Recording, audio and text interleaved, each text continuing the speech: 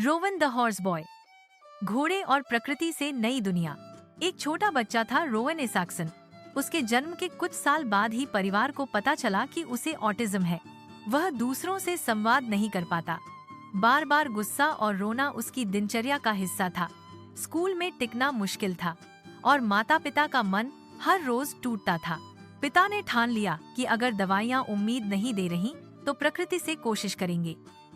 Rowan को park में लेकर जाते, घंटों घास पर नंगे पांव चलवाते, पेड़ों के बीच खुला आसमान दिखाते। धीरे धीरे बच्चे की बेचैनी कम होने लगी। माँ ने भोजन को बदला, सुबह मिलेट्स की खिचड़ी बनाती, नीम की कुछ पत्तियां चबाने को देती ताकि शरीर से टॉक्सिन निकल जाए। खाना अब दवा बन चुका था। रोवन के माता पिता को प्रकृति और जानवरों से बहुत लगाव था। एक दिन प्रकृति का चमत्कार हुआ।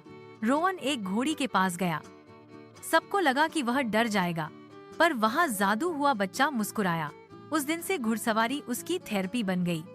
घोड़े की लय और प्रकृति की गोद ने उसकी खामोशी को तोड़ दिया। उसने पहली बार वाक्य बोला, I want to ride Betsy. माँ पिता की आंखों में आंसू थे। परिवार ने रोवन को मंगोलिया तक ले जाकर प्रकृति आधारित शमनिक हीलिंग, झीलों की यात्रा और घोड़ों के संग जीवन जीने का अनुभव कराया। वापस आने पर रोवन में चमत्कारिक सुधार था। वह शब्दों से संवाद करने लगा, अपने गुस्से को नियंत्रित करने लगा और माता पिता का विश्वास अटूट हो गया कि प्रकृति ही सबसे बड़ी चिकित्सक है।